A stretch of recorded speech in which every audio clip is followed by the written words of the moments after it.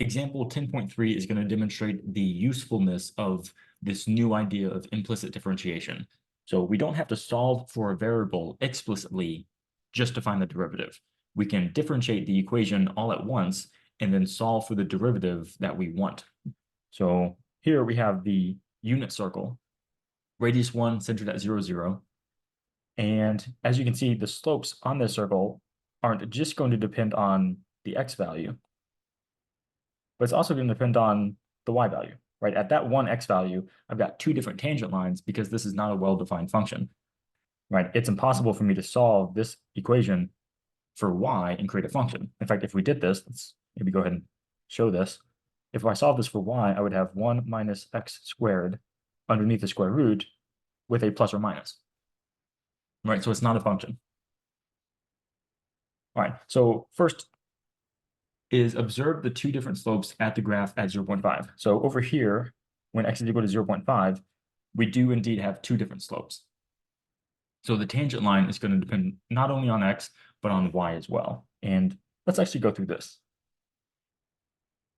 If the function is x squared, or sorry, not function, if the equation is x squared plus y squared is equal to 1, and I am to differentiate this, if I want to find the slopes of these tangent lines over here, I need to find how y changes as x changes, right? That's our slope equation.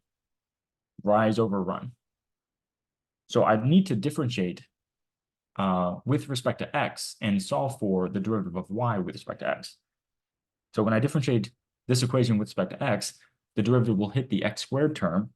We will end up at 2x times a dx dx by the chain rule, right? You differentiate the something squared part first, and then you differentiate the inside.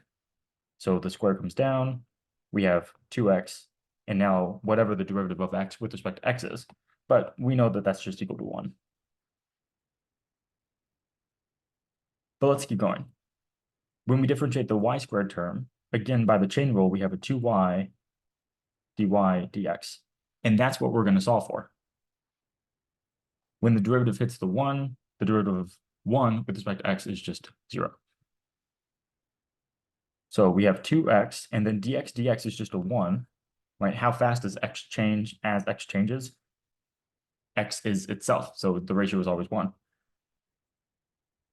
And then I'm going to move away from Leibniz notation and just write dy over dx as y prime, and know that that's the derivative I'm looking for, the derivative of y with respect to x. So we get 2x plus 2y y prime is equal to 0, and we can solve for y prime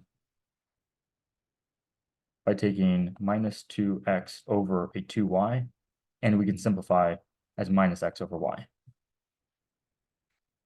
So you can see that the slopes of the tangent lines are going to depend on not only x, but y as well. So you're able to have a different slope up here as you are down here.